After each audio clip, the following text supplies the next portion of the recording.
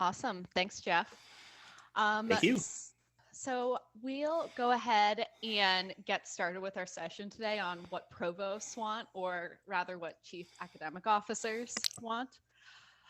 So Deep, if you want to go to the next slide and we can do some quick intros before we dive in. My name is Caitlin Vites. I am the higher ed campaign director for PIRG. So that's the Public Interest Research Groups. We're a national network of student advocacy groups working to defend young people and consumers from powerful special interests like textbook publishing companies. And we have been working on the issue of textbook affordability for a few decades, and are working to, update all the messaging that we're using to convince powerful decision makers to support open over the past few months that we'll be presenting on today. Kaylin, do you want to go ahead and introduce yourself? Yep. Hi, my name is Kaylin Nagel. I'm the Affordable Textbooks Campaign Director with US PIRG. I work alongside Caitlin, and I primarily work with our chapter campuses and with people who want to do more grassroots work on their campus to implement these policies or to win victories. I've been working with in this position for the past 2 years, but I've been working with students for the past, oh my gosh, it's almost 6 now. So that's me. Cool. And Deep, you want to introduce yourself? Deep, you'll have to unmute.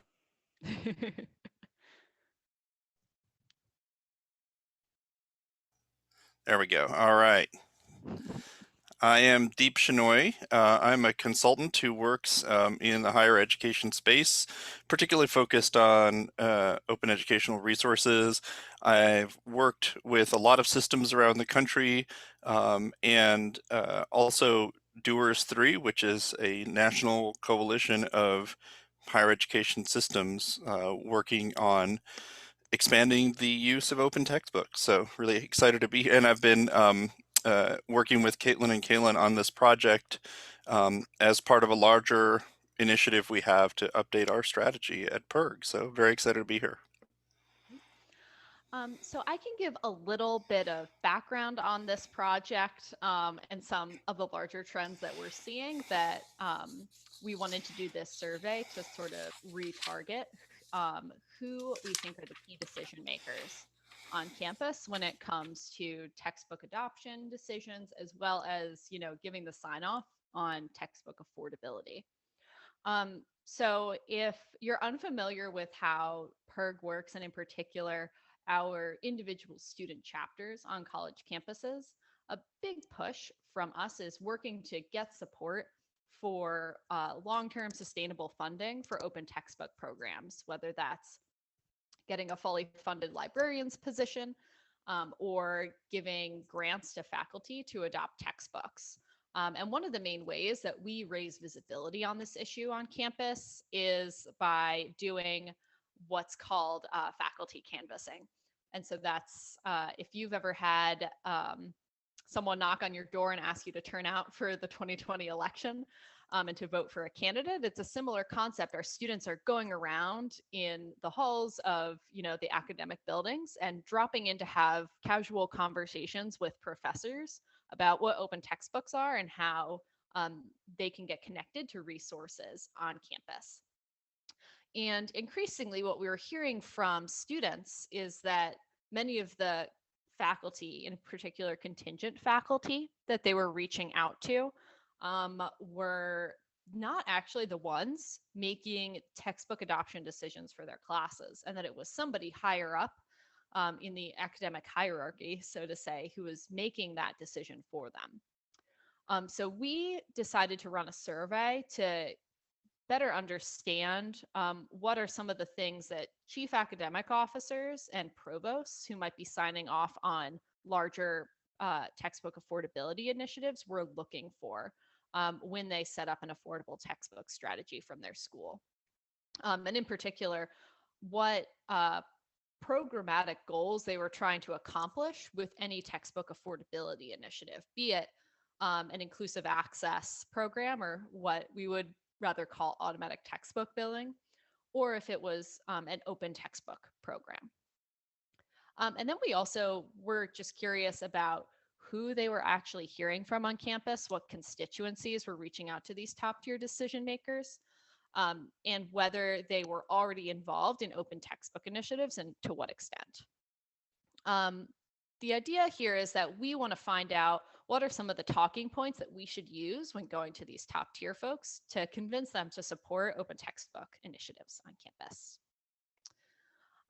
So you can go to the next slide, Deep. The things that we'll review today is quickly who was part of our survey, what some of the key findings are, and then most importantly, what are the top takeaways and what can you do to improve your advocacy on campus in support of open? So I'll kick it over to Caitlin to talk a little bit more about who we talked to.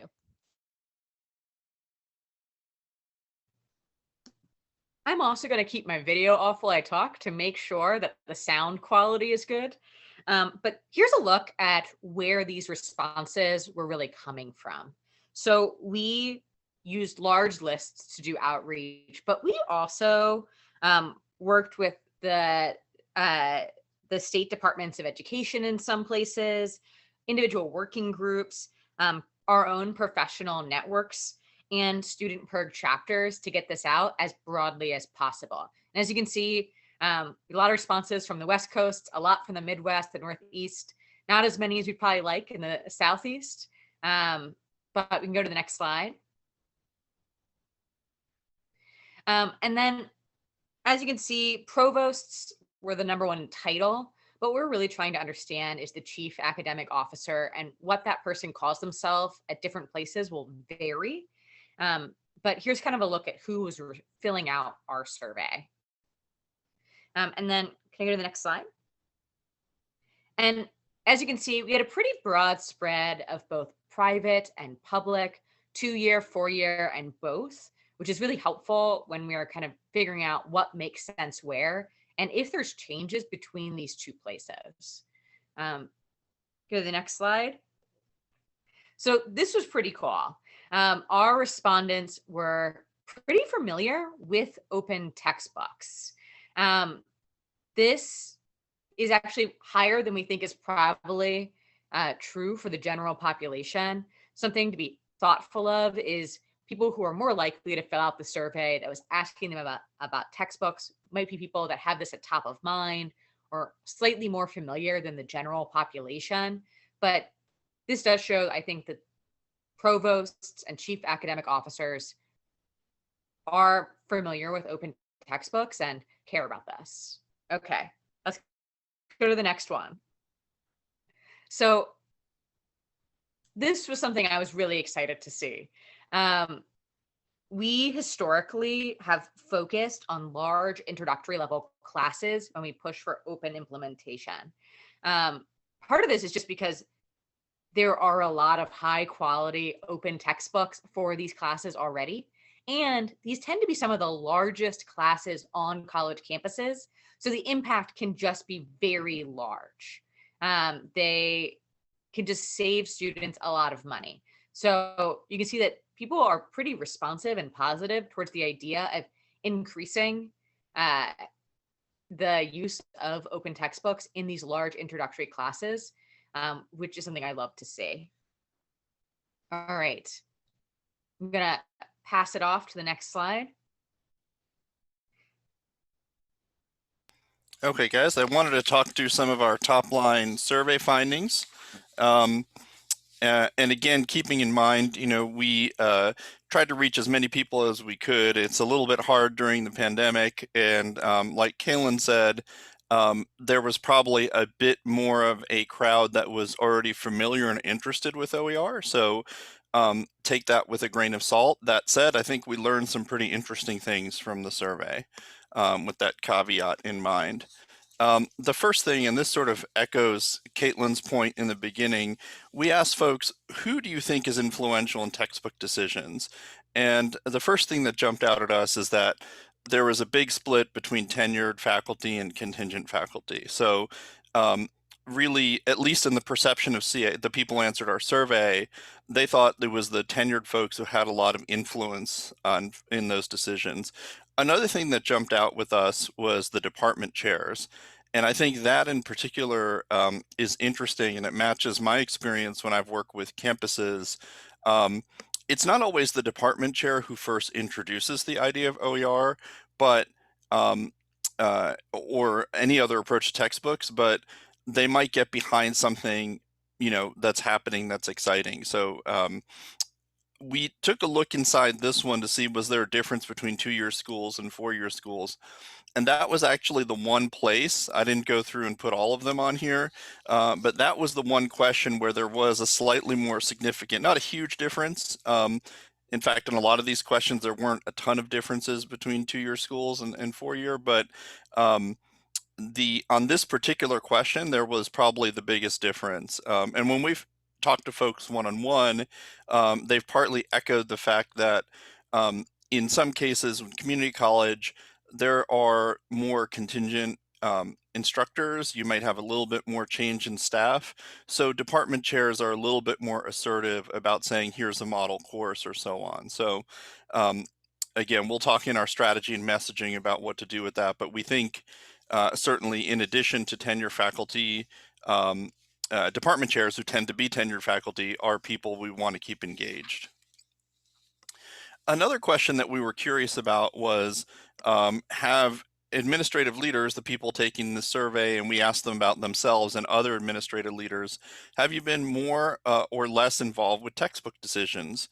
And about half said they were about the same as 5 years ago, but a good third of them said they were more involved. So, we think some of what's driving this, our hypothesis, is automatic billing. So there's a situation where, what they perceived as often a faculty decision has now become an administrative issue where you're doing a contract for the whole campus. So we think that's some of it. And like I also said, in the case of our particular sample, in some cases it may also be open textbook strategy because there was a little bit more interest in that among the people who answered. Another thing we were curious about was who is reaching out to people to reaching out to CAOs regarding textbooks. And this was not OER, this was just any kind of textbook issue. Who brings up the topic with you? And it was interesting that they most often heard from commercial textbook salespeople. We split this data here into, have you heard from people more than 6 times a year, or have you heard them never? So this is what we're showing on the chart.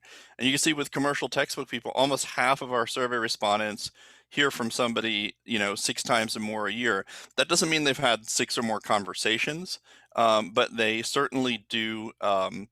There could be an email or a call or actual meeting. But it was surprising to us that students are not in that conversation so as much. Staff and faculty are somewhat more in that conversation, but students are not really engaging directly with CAOs. Some comments we got is sometimes that might be because there are intermediaries, so maybe the students talk to head of student affairs who then talks to the CAO. So, there could be some explanations of this, but we think just one of the main factors is this is not a topic that students are discussing with their provosts, because students do talk to provosts. So, and even staff and faculty are not getting in there to talk about that issue as much as commercial textbook folks. We asked folks, CAOs, this is a little bit of a complicated chart, so let me walk you through it. We gave CAOs a bunch of factors and said, what do you value in a textbook strategy? So those lists of words down the middle of the chart, like quality content, accessibility, and so on, we asked people to rate them 1 to 5. So 1 was like, I don't value it at all. 5 is it matters a lot to me. And then what we did is we took all those different factors and then we've put them in a row on this chart. So if you look at the green part of the chart, the first 5, that's what CAOs told us they care the most about. And again, when we say textbook strategy, we didn't specify whether it's commercial or open. We just said in textbook strategy in general, what's going to matter to you? And if you look at that top 5, quality content, accessibility, savings, student success, and persistence, right? Those were the things that they said they were looking out for the most in a textbook strategy. So what does this mean for open education? Well, a couple things. First, obviously, student savings is up there. So that's something that's there. If you look at those factors, number 8 and 9, which I've put a box around about the ability for instructors to modify an instructor choice, those did matter to our particular respondents. I would have loved to see them in the top 5. But when we've talked to folks about these kind of survey results and asked them to help us interpret it, what a lot of people said was the way we should think about this is that if we can, from a messaging standpoint, connect number 8 and number 9 to things in those top 5, that'll probably be a successful messaging strategy. So if you could talk about, for example, the fact that you can modify open resources that can help improve the quality, right? If you localize it or make it more suited to your students. So this is very helpful to us in terms of that. I think the other thing is that with number 4 and 5, student success and persistence, those are things that really directly impact revenues in the institution. And so it's not surprising CAOs care about them. We probably need to link open textbooks to those particular things. How does it actually help students pass their courses? How does it actually help them take more credits in the future? Those are things CAOs care about. We had some good quotes on the positives here. This matches, I think, things you all have heard when we've surveyed faculty, right? They like the faculty choice and the affordability. They like the, if these solutions can be scaled, and then they like the connection to student learning outcomes. And I'm going to pass it back over to Kaylin now about some concerns people had about CAOs, as CAOs had about open. There's a few things that we saw come up. The first one is limited options, and just that there may not be open options yet for the courses that they're looking at. The next was the courseware. People are really interested in this. And for this, we need to have institutions invest in offices on campus that can do the tech support to implement open options here. So this is something that people come up because it's something that they're interested in and they want. And then the last one is that faculty choice. That was also brought up. And for that, it's really, we want to continue just like elevating the faculty voice in these conversations and bringing them into our conversations with CEOs when it comes to open. So people are really concerned with this limited options for open, the courseware options, and then the concerns around faculty choice. Okay, the next slide. And then this is really interesting because earlier we saw a lot of interest in open and positive attitudes and people saying that they could see introductory level courses adopt them much more frequently or universally. But here we see something that kind of conflicts with that. So most respondents were familiar and positive, but there's a gap when it comes to sustainable funding. So for these efforts to be more effective or most effective, we need the support to become part of the budget itself for the university or a department or a library, rather than a one-off project if we want this to have the biggest impact possible. And then we're also just going to take a second and go to the takeaways, what our strategy and messaging is going to look like. So for this, we're going to continue focusing on those large introductory level courses that can have a huge impact, but also target our outreach to those people with specialized roles where they can impact more than one class. So whether this is the textbook committee for a department or an academic committee that decides which textbooks are going where, they can impact multiple courses and have a bigger impact. And then we just need to mobilize the outreach to the CAOs. We have to make sure that they're hearing from us as often or more often than commercial textbook publishers, and make sure we are part of that conversation and do so repeatedly. All right, I'm gonna pass it back. Okay, there. So, how does this work in terms of messaging? I think that, we've all seen one pagers about the benefits of open. Um, how do you actually make that make sense to a CAO? So, based on the survey, on conversations we've had, and again, CAO is Chief Academic Officer, which in many cases are provost, but not always. The titles vary widely depending on your school. Um, let's talk about editable and free, right? If you think about that blue chain there with editable, um, that can help improve quality and local relevance, which improves student success. That's according to the research. And then free has student costs. So these really come together in persistence. And persistence simply means the ability to continue. So if I am there in one semester, can I actually pass my classes and afford to be in the next semester? And that comes down to that last set of words there, which is increased revenue. And again, the reason that we bring that up is that open textbook adoption requires spending money. And there's a lot of things you can spend money on if you're a provost. Everyone's asking you for projects. At least with open, you can say, look, this is actually going to help the bottom line. It's a good expense to do in and of itself.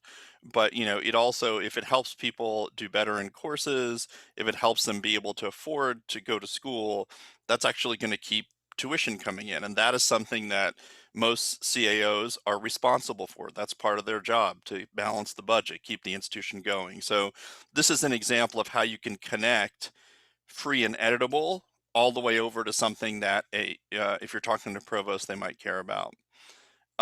What's the ask if you want to go talk into them?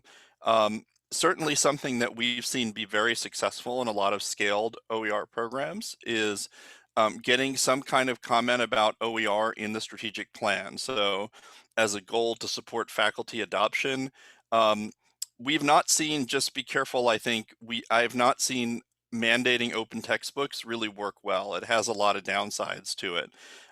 So I do not recommend that. But we have seen people putting open textbooks in the strategic plan for it, and going along with that, having ownership. And that may be the CAO, it could be somebody else, it could be the head of academic affairs, it could be, the head of library services, but there's someone on relatively senior in administration who is responsible to be like, okay, we had some goals in the strategic plan, like course marking, like setting up a grant program for faculty.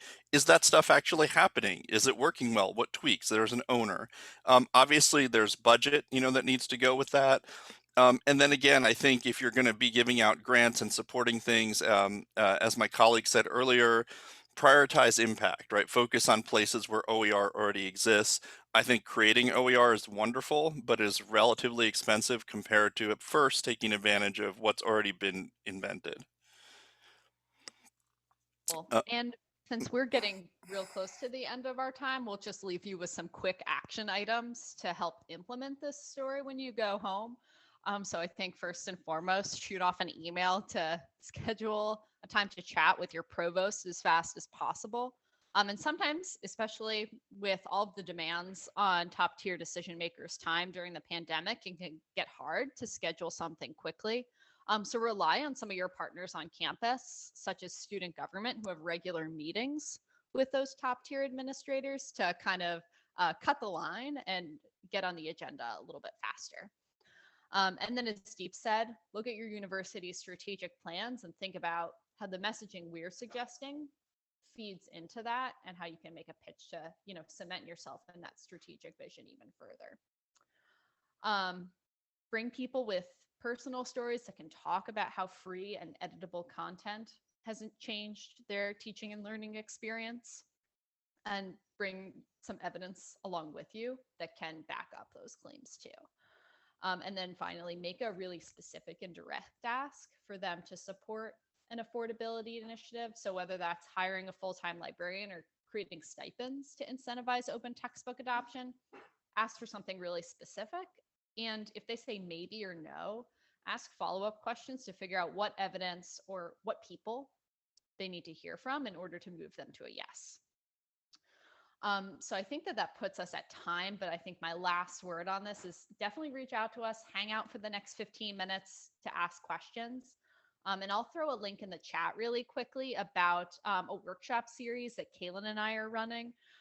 Many of you have definitely done workshops with us at regional events, and that's not going to be quite the same this year. So we want to offer a free 2-part training session to help you come up with an advocacy plan for your campus. So definitely fill out that interest form, and we'll let you know when we have more information and the application window opens for that workshop to develop a good messaging and outreach plan for your campus.